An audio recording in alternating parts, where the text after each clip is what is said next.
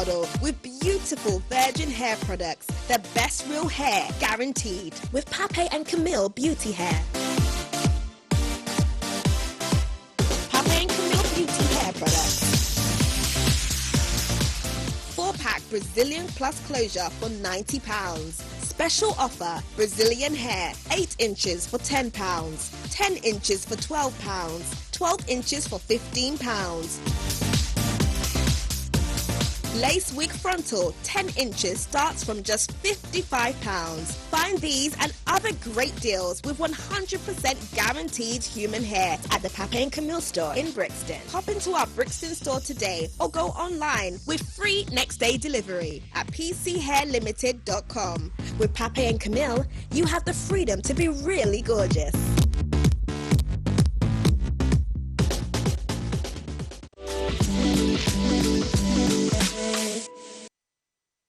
Okay, thanks for joining me. This is Rose on All Sides, live on Ben Television, UK. My name is Rose Peter Graham. Just when that advert was going on, Razor actually asked me how many inches is my hair. And of course, this is 30-inch from Papilla and Camille Hair and Beauty Limited. And 22A Electric Avenue, Brixton, London. I want to say thank you very much to our sponsors, Papi and Camille. You've been doing so well. And of course, our relationship is expanding. Okay, there is no way we will be able to go fully into today's program without us condemning first what the South Africans are doing to other black foreigners in their country. It is wrong. It should be condemned. It is unacceptable. It is unimaginable that blacks will be attacking blacks, killing blacks, and enjoy doing it. It is gruesome. It is upsetting. I am completely livid. And every South African who is worth his onions should come out and condemn this. We say shame, shame, shame on you. You have to stop this. Okay, except via his Radio Biafra, which he uses in communicating with millions of his followers across the world. MAZI NNAMDI KANU, the leader of the indigenous people of Biafra, will be having his first interview in a long time, an exclusive with us. He will be reaching us from his base, not exactly his base, but he has things doing in Germany. We'll be having an interview with him. He's been fully publicized, and I want to say, MAZI NNAMDI KANU, thank you very much for agreeing to do this interview with us. Thank you very much. Thank you very much. Okay, first I'd like to put this to you, MAZI, and I want you to tell us about this growing phenomenon called MAZI NNAMDI KANU. I'll be very modest. I don't think the phenomenon we're trying to do is to take the message of Biafra to the end of the world. And my happiness is that it is resonating. That very message is resonating all over the world. And it is thanks to the grace of the Almighty and also to the tenacity and determination of IPOB family worldwide. It is a grassroots movement anchored in a spirit of truth, a spirit of never say die, and a level of fanatical devotion to this very cause of Biafra restoration, which mere mortals cannot understand. Unless you're into it, you will not be able to appreciate how determined we are. So it is a phenomenon, not down to me, but down to the work and the tireless efforts people are putting in all over the world to ensure that Biafra is restored as quickly as possible. How long do you think this struggle and agitation for the independent nation of Biafra would last? We do not know, but we know right now that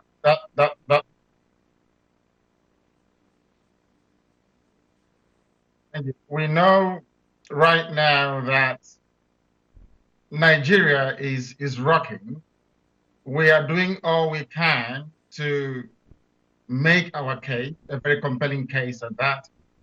And at the same time, we are exposing the vacuousness, the emptiness, the shallowness that Nigeria has come to represent. I will say imminently, but when that will be precisely, I do not know.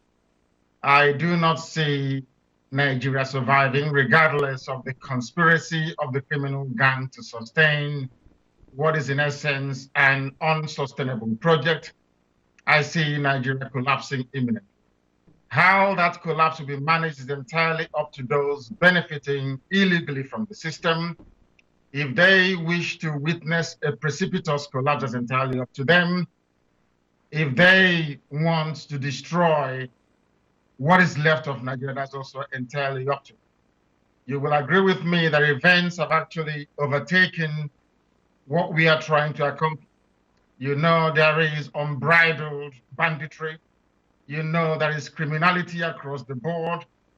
You know that Fulani headsmen are all over the place, massacring, killing, raping, and pillaging.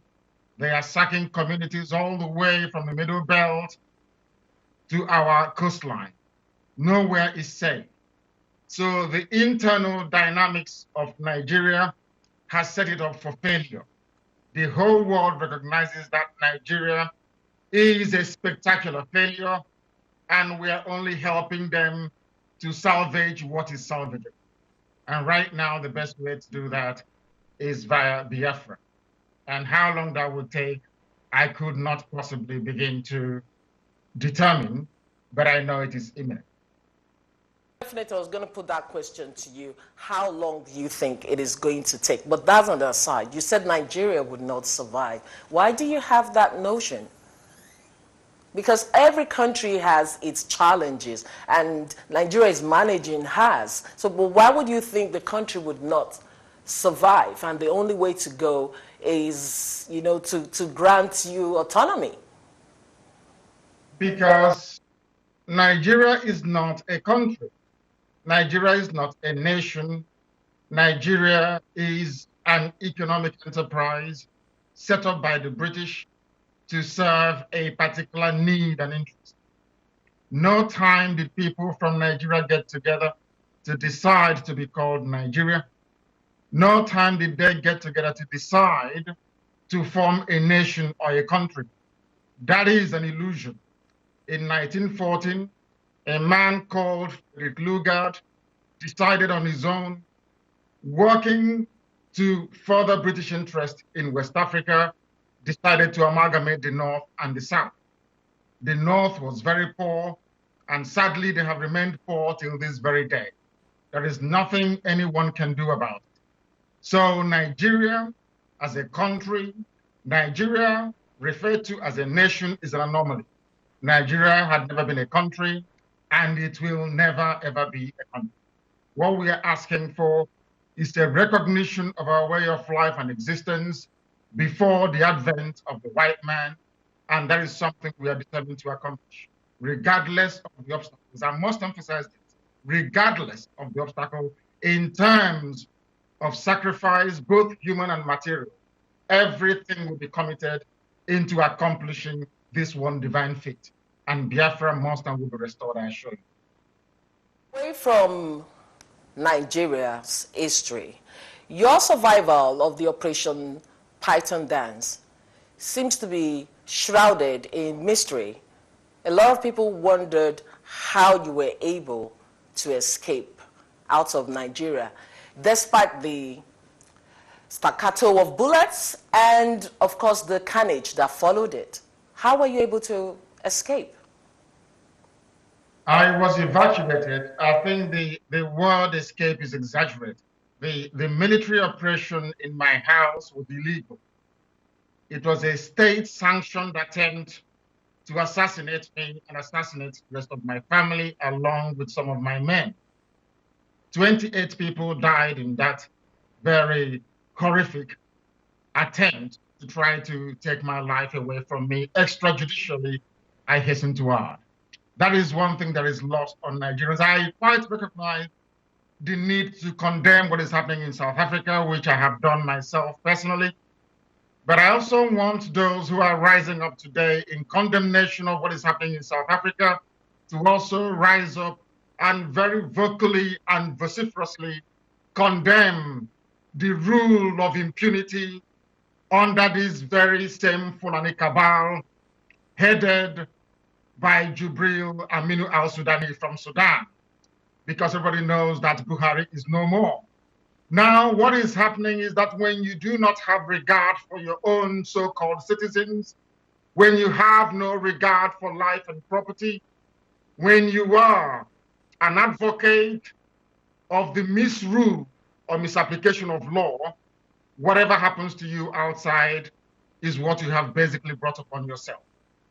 That is why Nigerians should not actually be in a position to offer any condemnation, because they themselves are living in purgatory and they have not been able to rise above their limited understanding of the issues around them. Showore is still in prison. Nobody's talking about him.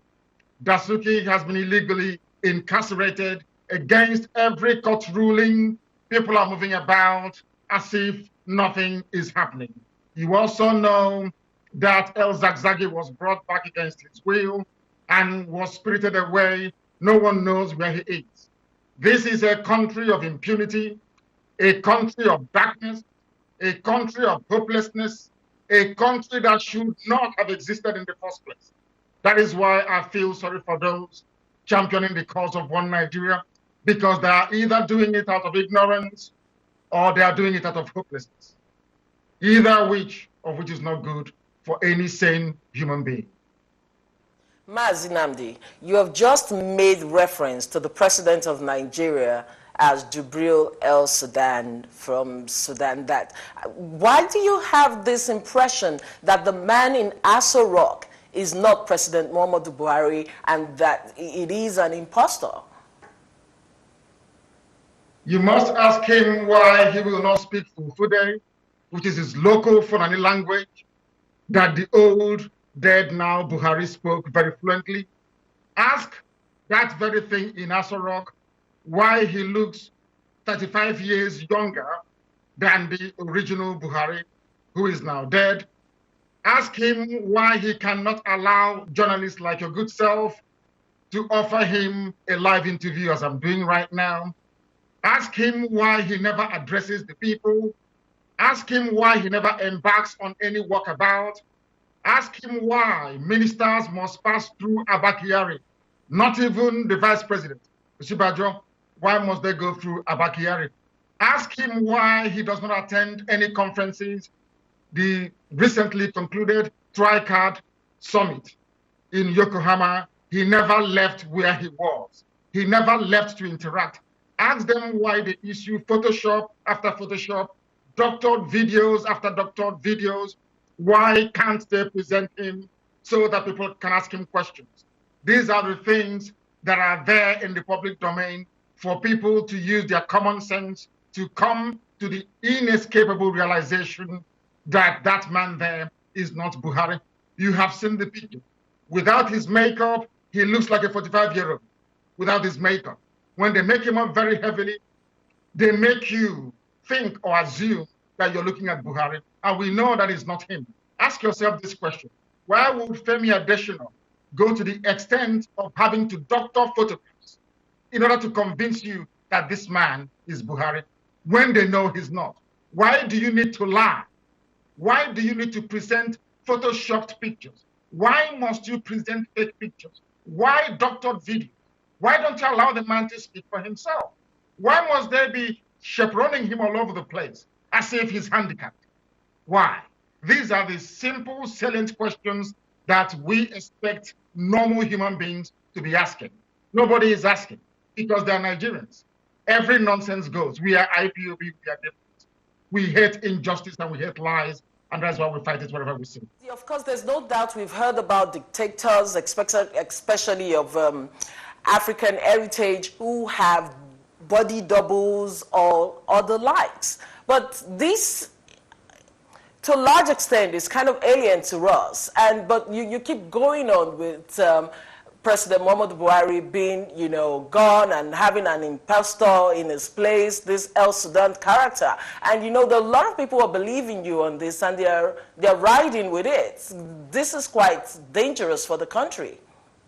It is not dangerous for the country, it is the truth. Why is it that Nigerians are afraid of the truth? Why is it that Mr. Hassan, who is from the dead Buhari's village, that recruited Junaid, of course that's his name in Khartoum in Sudan, why was he murdered in Khartoum?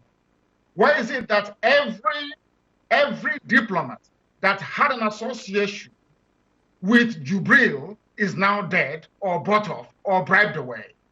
I gave you 3 names, Mr. Hassan, Mr. Benjamin Ethnan, and now is a particular Malam Aminu that works for Babandede, who is the current Immigration Controller General. He is the only one alive out of the 3 people that recruited Jubril in Sudan. Why are the other 2 dead? Why was this one bribed? Why don't you journalists go and do some investigating of this very matter? Why can't you look at the ears of the old Buhari and look at the ears of Jubril and tell me if they're the same? Why don't you look at the palm and tell me if they are the same? These are facts that are out there in the open. We have library photos and videos of the thing they sent to go and meet Trump a couple of years back. Go and ask yourself if that is the Buhari that you know. People use body doubles, we understand that, but for a body double to go and sign a treaty, that is an anathema. That is disastrous. That is the worst form of treason you can ever imagine. And you are allowing these things to continue, allowing Abba Kyari and his cabal to be running a nation when they are not elected to do so. That is what we are against, because we are against injustice wherever we find it.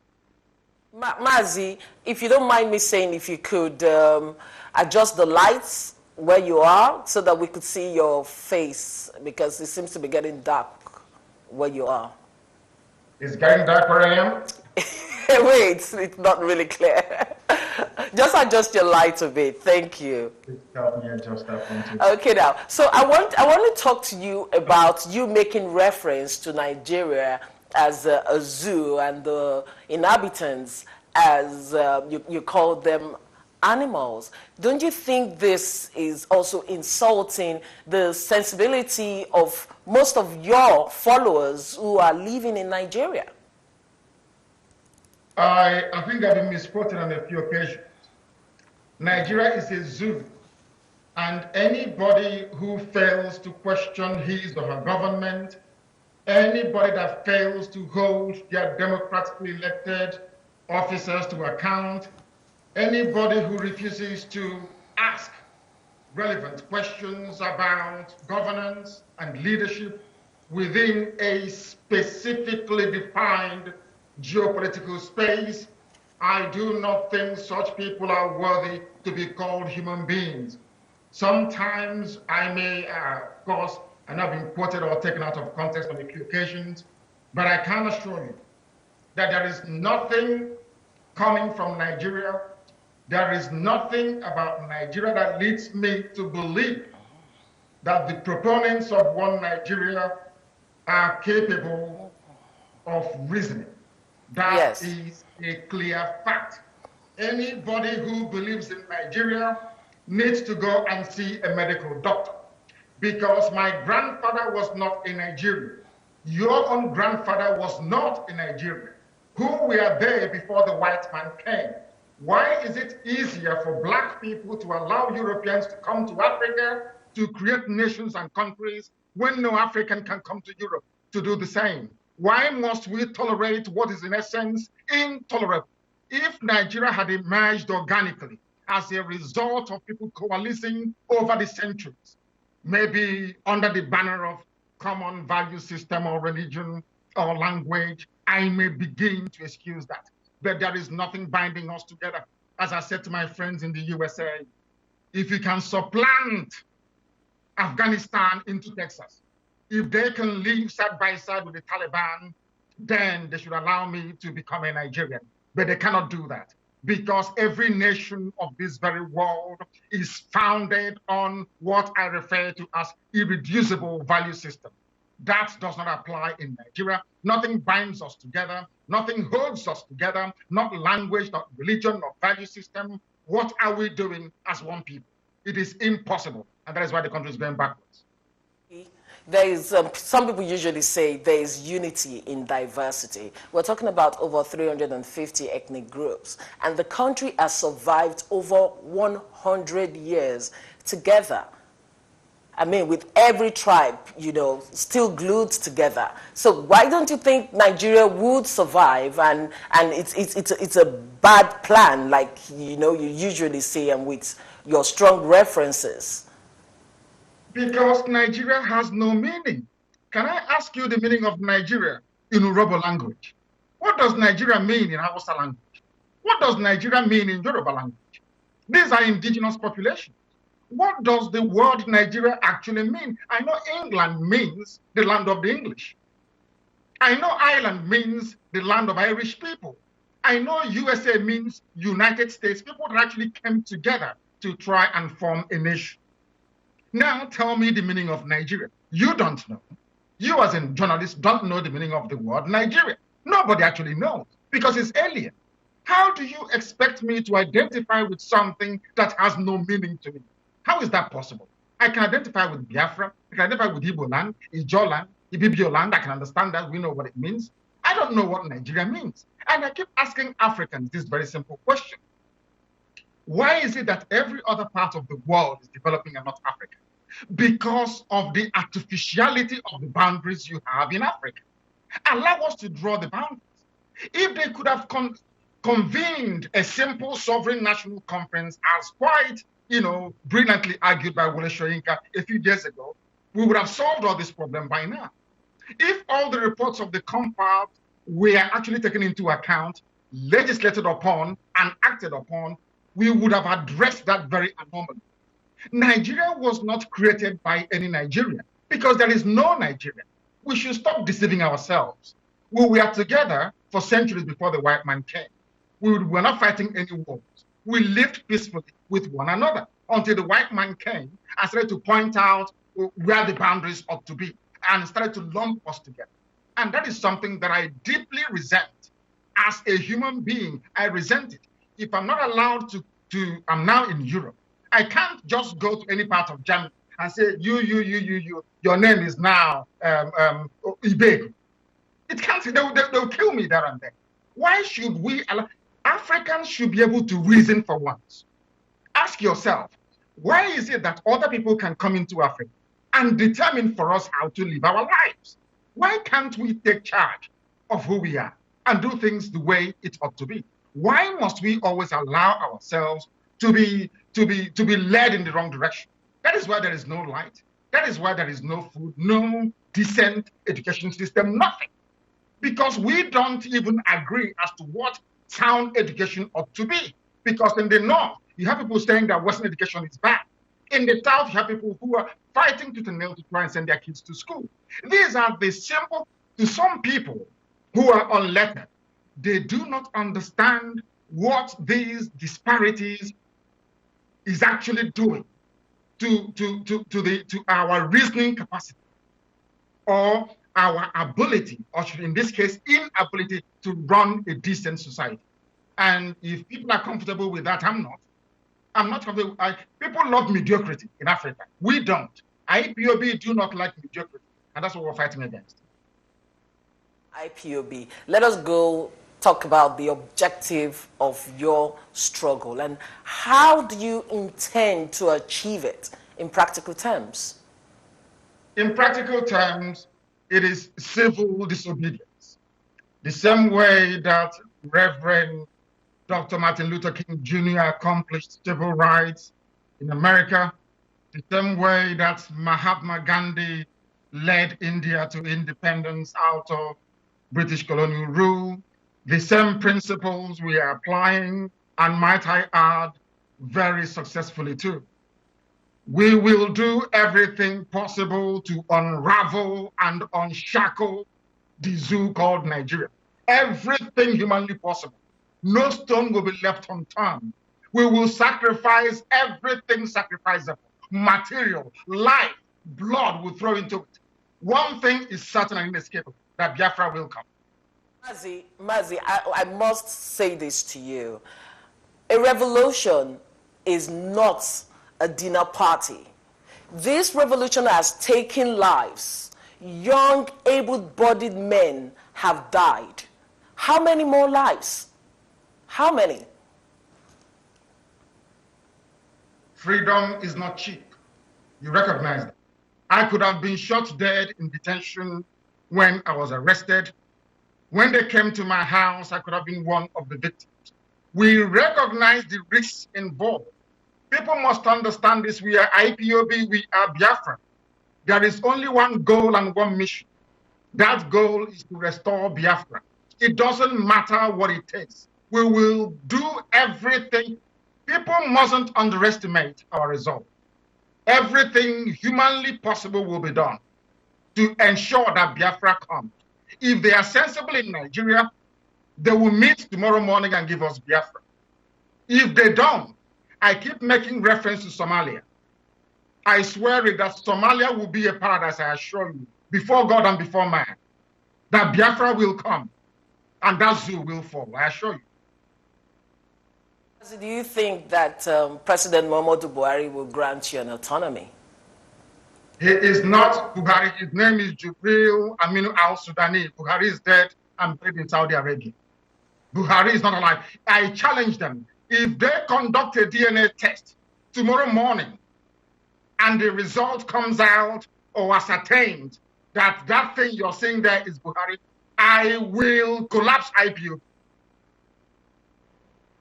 I will collapse IPOB and stop the agitation for Biafra.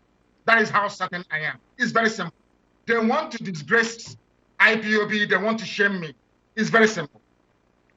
Publish a simple DNA result next tomorrow, and I will shut down the agitation for Biafra. Do you realize how influential you have become? I just need you to respond to this first. Do you realize how influential you've become? No, I don't. I know that IPOB is very powerful. When you have presence in over 100 countries around the world, that organization is bound to be very influential, I assure you. Okay, MAZI, you're so influential, so much so that your followers make such revered reference to you as the supreme leader, God sent, Lord MAZI, the greatest Igbo man alive, the restorer of the entire black race, God's anointed, the man who saw tomorrow, Daddy Gio, Chukwu Okike Abiyama. They trust in you. They believe in you. Are you sure you can actualize and deliver this promised land which they so desire? It is in the hands of Elohim, the God Almighty in heaven. I am a mere mortal. Only God will decide. But as long as I am truthful and honest to this very divine project, I see no reason why Biafra would not come in my time. So, are you still of the opinion, let me just take you back to the event in Japan, that's the 7th Tokyo International Conference of African Development. Are you still of the opinion that President Muhammadu Buhari was not in Japan? Because quite a number of your followers really do believe that he isn't, or he wasn't there. He was in Japan, he came to Japan, but he did not attend the conference. He did not attend the conference. Show me a video of where he made a speech. If it's a doctored video, then we will tell you. You have experts in London, around your studios. You have video analysts. Jubril Aminu al-Sudani never left the hotel room where he was. He never left that very place. Go ask yourself this simple question. I don't know sometimes how we black people reason.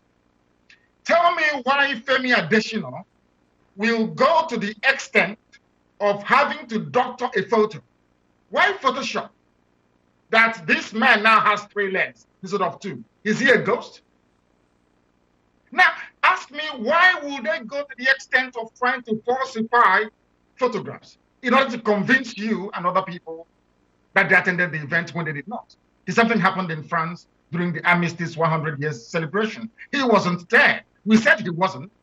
People kept arguing. And I'm going to make sure that he never attends any conference. They won't even pretend anymore.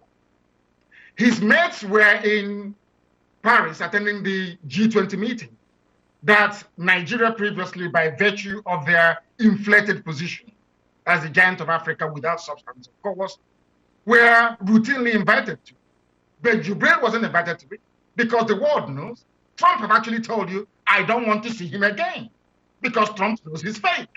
Everybody knows that. Do you expect world powers to come and tell you, oh, your president is fake? No, it is your responsibility.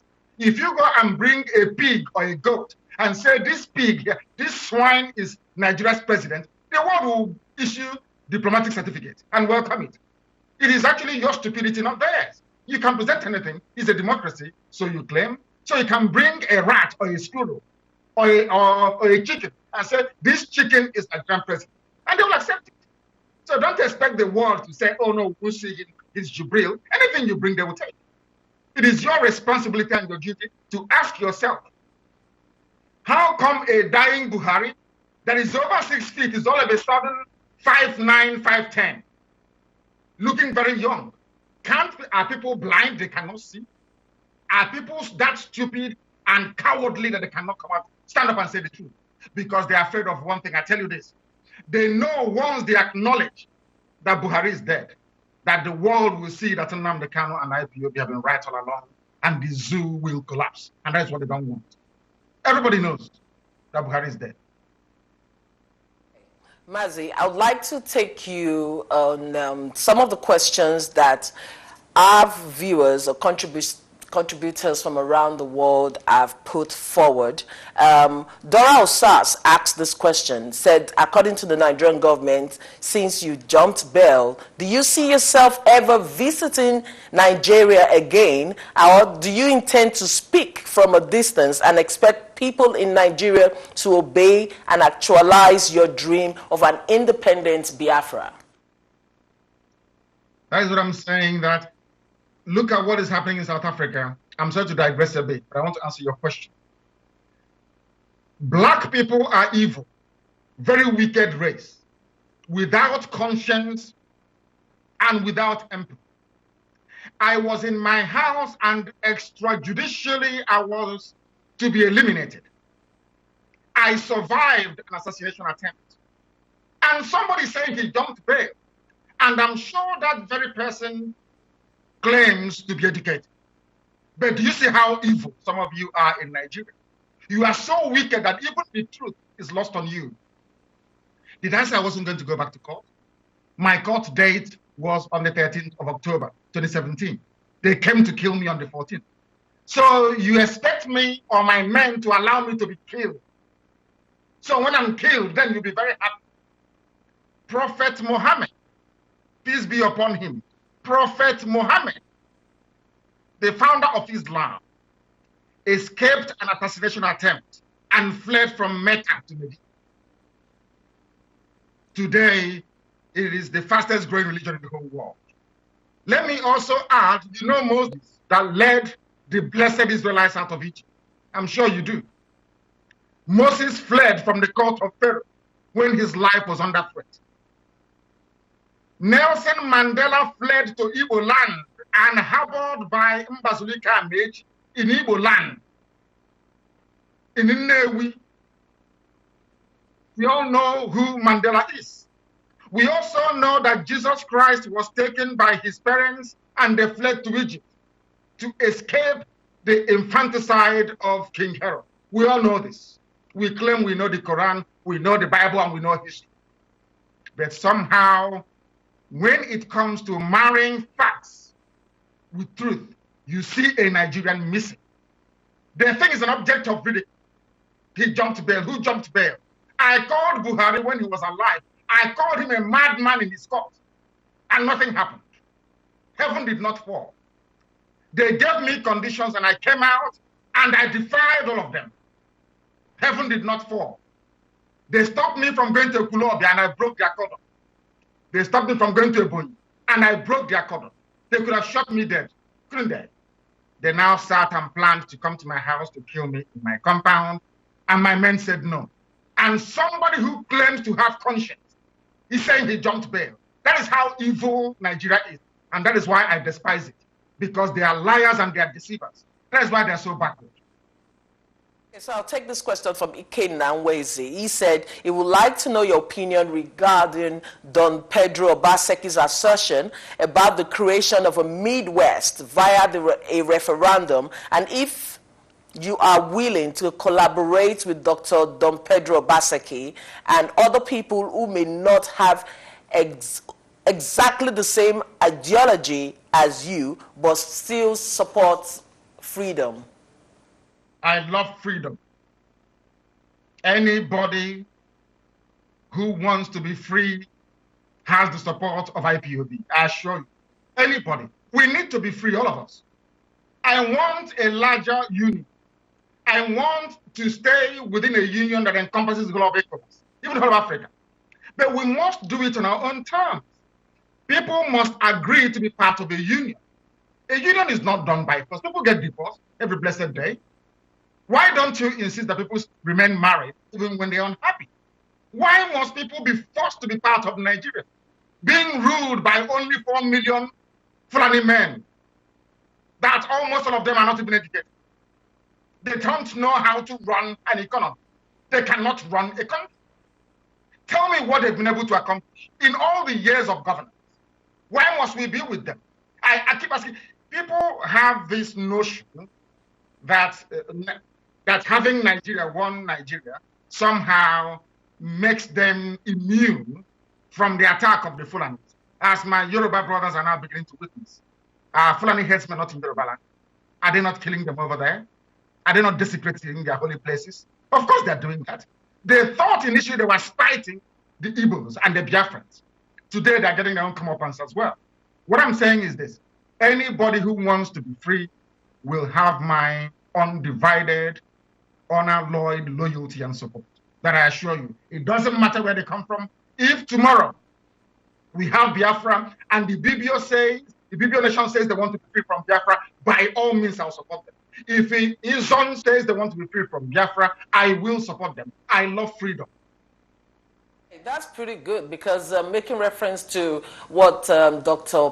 Don Pedro Obaseki said in our studios last week, we had this interview with him which has actually gone viral, and he was concerned. Okay, he's the convener for the Midwest movement. He's pretty concerned that while you drew the Biafra map, you included Delta and Edo State. So the Midwest region are coming out to say they are not a part of Biafra. But he's okay with your agitation, but, you know, the Midwest region would like to be carved out, you know, in case. Is Midwest a name? What is the meaning of Midwest? These are some of the nomenclatures within Africa that I find very debilitating, like Middle Belt. I can't understand. Is it the middle belt of the belt I'm wearing around my waist, or the middle belt of where? Just explain that to me. It doesn't make any sense to me. What's the meaning of Midwest? Midwest of where? Are you talking about Bini people having their own kingdom? Absolutely fine. But what I'm saying is that there are Igbo people within Edo State, and we will not leave them behind. They are Igbo Akari. They call them Ebanke. These are Igbo people. They speak Igbo language. They have no representation at the palace of the Oba of Benin, which means that they are not part of that whole monarchical setup. Now tell me how you expect me to abandon Igbo people in Benue State, abandon Igbo people in Edo State, because they are called Middle Belt and they are called Midwest. Does that make any sense? Is anybody remotely suggesting that Anioma is not Igbo? Is there anybody remotely suggesting that Ikwere is not Igbo? If they want to be free on their own, have a separate nation, that's entirely up to them. It's their decision to make. But I don't want anybody telling me who my own relatives are, because Ebanke is Igbo, Abo is Igbo, Umunede, Onichubo, Asaba, which is actually Ahaba, not Asaba. real name is Ahaba, like Habib. These are some of the things that people don't actually know. They came after the war. They gerrymandered the boundaries. They told us lies, gave a few traitors money to keep drumming this nonsense that they are not Igbo, they are not Biafra. That is all rubbish. Stella Damasos is Ojukwu. The very famous actress, Stella Damascus is called, I'm sure. Her surname is Ojukwu, not Damascus or Damasus or whatever she's called. It's Ojukwu. The late wife, may her soul rest in peace, Ndidi Odogu, was the wife of Bongo's Ikwe, not Miriam Babangida. We all know this. So for how long are we going to continue pretending? I'm very grateful for the likes of my dear senior brother and father, Dr. Ebigwe, who are there. You know Ebigwe very well. You know Patti Boulay of former Lord Spain. I think now she's in London, isn't it? The uncle. Exactly. These are people that have played very prominent role in the advancement of Igbo. These are the things that you ought to know. And they are from Opanam. So when it comes to coup, Nzogu's coup, it's an Igbo coup. When it comes to convincing people and deceiving them, you say they're not Igbo. You can't have it both ways. See that Nzogu is Igbo or it's not. And I must make this request, and I'm sure our viewers would really love this, to have you and Dr. Don Pedro Obaseki in our studios so we could talk about it. I know you have your artillery really filled, and you have so much you're doing in Ghana. Just in case you come into the United Kingdom and London in particular, we could have you again in our studios so you could, air your views and side by side Don Pedro Obaseki. Of course, if I'm disposed, I will be there to share my views with him. Of course, why not? Okay, I'm going to take you on that. You said you were going to do that, and we're holding on to it. So let me go on to this other question by Valentine City Boy, who wants to know your next line of action as the Nigerian government is yet to give IPOB a referendum date. We don't do what we do based on the timetable of the Nigerian government because we know that Nigeria is a sick state run by parasites. I repeat, it's a very sick political enclave. It is a criminal enterprise. Nigeria, the way it is presently constituted, is a criminal enterprise. It is worse than mafiosi. What is happening in Nigeria is an organized gang of criminals and rogues making the lives of other people a misery. And they enjoy it. And they play on the ignorance of those who are half educated, that knows the price of everything and the value of nothing. They are the ones that tell you that they hold PhDs, but there is no light in their village. That is how foolish they are. I do not wish to be part and parcel of that very disgraceful arrangement. So what we are saying in effect, if anybody claims to possess any iota of reasoning capacity, they ought to realize by now that Nigeria is unworkable. Can never work, not now, not tomorrow, not in the next 100 billion years, it will never work. Never. MAZI, I just have to say this to our viewers and those of you who are just joining us. The name of the program is Rose on All Sides. My name is Rose Peter Graham, and we are having an interview with the servant leader of the indigenous people of Biafra. He's reaching us now from Germany, and I've been reading out questions of contributors to him. And the next one is Chigozie. You have to pardon me. Chigozie Ekpanta. He asked if at the end of the day the Nigerian government continued to delay and even refused to call for a referendum, what would you do and what should Biafrans and lovers of freedom expect from the United Nations? I am not at liberty to divulge matters of confidential nature, how far we have gone, and how determined we are to make sure we push through our agenda of global recognition. But we are doing that. And as I said previously, we are not dependent on the timetable of Nigeria because we possess the resources that they require. And I've gone on record before to say that oil and gas means nothing to us. We will gladly and freely give it away to people. We want our freedom. We are not fighting for Biafra because of fossil fuel. Because the greatest natural resource you can ever possess is your brain. They traveled to Japan so that Japan, a small, tiny country, Japan, can help the whole of Black Africa. Disgraceful and shameful. Japan is very small.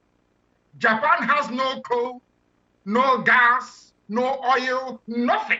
But people with gas, oil, aluminium, bauxite, gold, everything is running to Japan that has nothing for help. We should all be ashamed of ourselves. All of us ashamed of ourselves. We're a disgrace to humanity, I assure you. Now, the point is this. What we intend to do to accomplish Biafra, what we do on the surface is about 20%. That's what people see. The rest of the work we do, people don't see it. But our march is unstoppable. And we are not bound or shackled to the dictates of the Nigerian hopeless. Of the struggle. Let me just read out this last question quickly, and then we go to that question. Is Ebere Chukwu Okoro, who wants to know what you think about the Revolution Now movement and why it died off after a few canisters of tear gas. And he also would like to know if there are any plans in place to assist Sowore out of prison, and he feels Sowore has been abandoned by his people. He has been abandoned because they don't understand. Previously, when we started, they thought freedom fighting is a joke. It is only IPOB that can carry out a revolution in Nigeria. And I wish others can recognize that as well. Now they have seen how resilient we are. They did not last up to 8 minutes. At the sound of one canister of tear gas, they all boarded the nearest Molue and disappeared. All of them. They don't know that what Sowore is doing is sacrificing his freedom for theirs. They don't understand it. Your average Nigerian does not understand the meaning of a revolution. Do you know why? Because there is no commonality of interest or value. The way a Yoruba man sees Nigeria is not how a Biafran sees Nigeria. It is not how a Fulani man sees Nigeria. It's not how a TV man sees Nigeria. Everybody sees Nigeria differently. That is why for you to organize Nigerians to come together, to do anything that requires the shedding of blood in order to accomplish a better living for everybody will never, ever work. And I hope and pray, well, first we'll campaign for Sowore to come out, we will. But I hope and pray that when he does come out, he will fight for the Nduduwa Republic. MAZI, I would like to draw your attention to this. There is too much verbal attack and bullying on social media from your supporters to any other person who do not share their view. And I am pretty sure that you are not in support of cyber bullying, or this is the way that you think, you deem fit, following, the direction into actualizing your freedom. We are the ones who should be aggrieved. We were killed, massacred at war. Nigerians laughed at us. We were killed at Headbridge on it. They laughed at us, and the most, of course, they are black people, what they're very wicked and evil. They killed us again at National High School, Aba. They were sneering and laughing at us. Don't you think that we have the right to be angry and upset at such people? If they don't attack us, we won't attack them. But for anybody to think that they can ridicule, insult, pillage, or malign IPOB into submission, such people are dreaming. We feed and we thrive on it. The more you insult us, the more you attack us, the more stronger we become. all it will end up doing is achieving the opposite effect. If you think by coming out and insulting and ridiculing IPOB that you will somehow get one over us, you are mistaken. We will come after you. If you don't come after us, we will not come after you. If you respect yourself and you love your one Nigeria in your ignorance, that's entirely up to you. Allow us to do what we are doing. Once you intrude into our space, we'll make sure you will not go through. Of the Operation Python dance, and when many feared you were dead and then you reappeared, you ordered a boycott of the election. Why did you do that? Because Nigeria has a very poor education system, coupled with the fact that we Black people from Africa, we don't learn. We read, we don't learn. We understand English language. We know A, B, C, D to Z. We know how to write fanciful grammar, but we don't understand the nuances of English language. We don't understand how to use words to convey meaning. I called for the boycott because I knew before time that your PVC was useless. I knew they would rig the election in favor of Jubril. Everyone knew that. Now, APC sits down somewhere in Abuja with INEC, one Fulani man to another. They decide who goes and who doesn't go. Now they've taken over the judiciary. They saw Dino Malaye as a big threat and a problem. They've just simply recalled him. One tribunal have just ruled you shouldn't be here, and he's gone. That's what they do. And people fold their hands every day and watch hopelessly as impunity on top of impunity is happening. That was why the rise of Showore came. To say this nonsense has to stop. Your average Nigerian lacks the capacity to reason. These are the same people under Jonathan, they were talking about revolution. Tinubu came out on the street to march. The dead Buhari came out on the street to march. Now it is their turn, they're in power. When you come out to march, it's treasonable felon. When you protest, you're a terrorist. And they claim they are in a democracy. Boris Johnson, the newly elected Prime Minister of Great Britain, on many occasions have been confronted, assaulted, pelted with eggs. You are in the UK, you know this. Did anyone go to jail for that? That is part and parcel of democracy. When people are upset, they vent their anger. But in Nigeria, it is treason. Shoot them, kill them, incarcerate them. Because we are primitive and backwards. I keep saying this all the time. In fact, what's happening in South Africa, I've justified my stance over the years. People say I shouldn't insult Black people. I said I'm Black. But I cannot condone the stupidity of a Black man. I can't condone it. What is happening is inexcusable. Inexcusable. You have no light. You have no roads. You have no housing. You have no schools. Somebody came out to campaign for this thing. And you're laughing at him, saying he committed treason. And you're telling me that God will turn around and love Nigeria, because it's impossible. MAZI, a lot of people were offended, when you chose to address the massacre that happened in your hometown. You acknowledged the killing of your dog before the brave men who took bullets for you. There are people who will always twist everything that I say. I went to World Igbo Congress in 2015, and I said I need guns and I need bullets to defend our land, because I knew the Fulanis were coming. Today, have they not come? When I say something, sometimes there is a statement of the media, paid, of course, by some politicians, to twist what I say. I paid tribute to my men that fell. I didn't mention their names. I paid tribute to my men that I drew in Jack, my dog, to portray the heartlessness of those that they sent to come and kill me. Not that how can I put my dog before my men? I went to prison because of them. I could have died because of them. When they sent snipers to come and kill me in 2015, 30th of May in Aba, I risked my life to go to Aba to address our people, as I've always done and will always do. They won't remember that. All they remember is that I mentioned Jack, my dog. These are the people that live by peddling gossip, rumors, and innuendos. That is why, as I keep saying all the time, Nigeria is the shithole. You on this. They said Nigerian politicians, especially of Igbo extraction, seems unwilling to attend events around the world, believing that the fear of IPOB is the beginning of wisdom. What informed, this sudden change of strategy?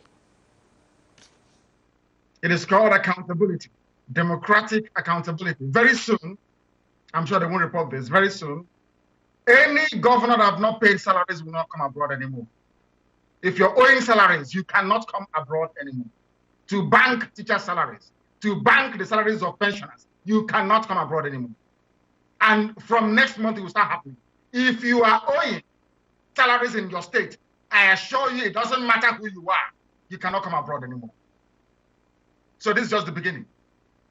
I'll take you on this, but we would be going on break very quickly, and when we come back, we're going to continue this interview with the servant leader of the indigenous people of Biafra, MAZI NNAMDI KANU.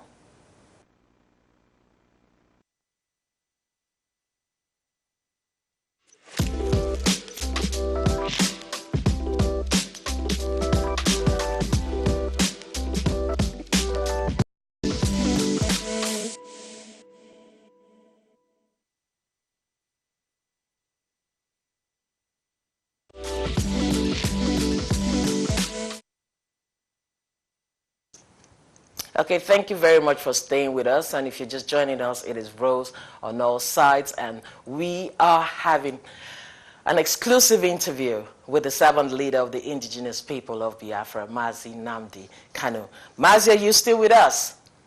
Yes, I'm here. Okay, MAZI, we're talking about Nigerian politicians traveling abroad. You seem to have put a fear in them, and there's so much caution back home, because they are afraid they might be attacked by IPOB members. No, we won't attack them. We'll ask them questions. It's called picketing. It's allowed within the ambit of democratic rule. So if we see, we'll ask you what you've been doing with teacher salaries and nurses salaries, why you've not been paying people, and what are you doing here? That's all. It's not a big deal. And why are you coming to a foreign land to eat yam when there is yam in the village? Is it yam that they farmed in Germany, or yam they farmed in Finland that you're coming to eat? You didn't eat yam. The Fulanis have taken over our farmlands and destroyed our crops. Then you're coming abroad to eat yam. Yam from where? That's what we're asking them to do. Talking about the yam eating, the yam eating festival in Germany, and the former Deputy Senate President who graced that occasion was malandered, physically dealt with. A lot of people are sympathetic towards him because they feel he's such a fine gentleman. And if you're going to make an example of a Nigerian politician, it shouldn't be the person of, the distinguished Senator Ike Ekweremadu. That is a family affair. I wouldn't wish people to intrude what is in essence a close family matter. Were the same thing to have happened to Yoruba politicians or Fulani politicians, I won't comment. It is an entirely family matter which will be resolved within the family. It is not for other people to comment upon. Okay, MAZI, you want us to take that, and then, like I mentioned to your deputy leader, would this treatment be reserved to Igbo politicians? No, I said no. Any governor owing salaries, once we catch you abroad, you will tell us what you did with the salaries belonging to teachers, to nurses, to civil servants, and to pensioners. That's all. Ask them. It doesn't matter where you come from. Once we see you, we'll hold you, and you will tell us what you're doing with their salaries. Why you've not paid for 6 months, for 9 months, for 4 months. Where is the money? We'll ask them. That's fine. Let me take you up on this. Most Igbo, especially the elites, the clergymen, the political class, the academics seem to agree quietly with what you're doing, but they frown at the approach. Don't you think maybe a change of strategy would, would enhance your agitation and win you more support? Maybe if you just change your strategy a little bit. There are a lot of fine, intelligent Igbo men and women who would like to, align with the IPOP philosophy? Everybody is in line with what we are doing, except the criminals. Everyone is in line with what we are doing. There is no time on this earth that any process of agitation will be palatable for everybody or amenable for everybody to buy into. When NNAMDI Azikiwe was campaigning for Nigeria to be free from colonial rule, he was sent to prison. Many people felt he was a radical and declined to associate themselves with him. But in the end, he succeeded in freeing Nigeria, not knowing that we were jumping from the frying pan into the fire. Awolowo was the same thing. He was a firebrand. Many people didn't like his approach in the beginning, but on reflection, on review of what he did and how he managed to accomplish it, we've now come to accept that he meant well for his people. So at the time these things are happening, most people won't appreciate it, but I'm sure in the next 100 to 200 years, historians will look back on this period and say that what we did was right. Okay, so what is your relationship with Ralph Uwazurike? I mean, I don't know if I pronounce that. Uwazurike, yes, that's his name. What's your relationship with him? He is the founder of the movement for the actualization of the sovereign state of Biafra, MASOB. You both share the same vision. Do you have a personal relationship with him? Of course, he's the pioneer of the modern liberation of Biafra that we are fighting for. So he will always occupy a very special place in the hearts of our people, myself included, because he did something at a time when others were afraid to do it. We acknowledge that. But we have moved on from there. We have come to confront the Nigerian state with fact, with reason, with intellect, and with a sense of purpose. I'm not saying that that was lacking before, but I'm saying that that is what IPOB is bringing to the table. And insofar as our approach and methodology is concerned, we are carrying everybody along with us. The Biafra we're fighting for is for everybody. And Ralph Uwazurike included as well. We're not excluding anyone. We want everybody to be free. Okay, very well. And also, MAZI, can I ask you a private question? Of course you may. Okay, so there was a video that went viral some time ago of you and your lovely wife in your romantic, gesture towards each other in your bedroom. Don't you think this, a lot of people wondered how that clip went out. So I've got two questions to ask you concerning it. Number one, don't you think it would affect, the psychology of the movement? And then number two, do you not think that there is a mole within, or should that be the work of an enemy? You see, I wouldn't want to. My phone was stolen, mind you. Of course, yes, it was stolen. And the idiots released that in early 2014. It didn't gain much traction. They tried it again in 2019. But the more they did it, the more popular we became. There was a video that wasn't meant for public consumption. My phone was stolen. And I can assure you, in Africa, things like that tend to sell. And people that never knew about IPOB knew about IPOB because of the beauty of my wife. Well, what were the reaction you got? They said they never knew that I could be so romantic, that my wife was so beautiful. MAZI, how interesting. Tell us more. There's nothing more. It's self-evident. You can see it for yourself that I'm actually a very caring man. And they are in safe hands. Because some people might actually say they prefer a leader who is leading from the front and not from the bedroom.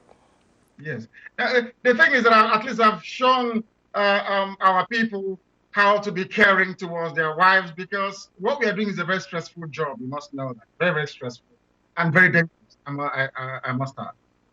So if you find time, I'm sure my deputy and the rest of them, if you find time, try to be romantic towards your wife. because you never know what might happen tomorrow. Mazi, this is very interesting. Thank you very much for joining me. I've taken over an hour of your time, and we are really appreciative of this. Thank you very much for having me. Thank you. We want to have you in a studio so we can have you one-on-one, and then of course we could open the phone lines so that Nigerians should also contribute and speak with you. Of course, that will happen, I'm sure. Thank you very much, MAZI NNAMDI KANU, the servant leader. Thank you. Okay, we'll definitely do that again. Okay, viewers, I have been speaking with MAZI NNAMDI KANU. He is the servant leader of the independent people of did I say independent? Sorry. The indigenous people of Biafra.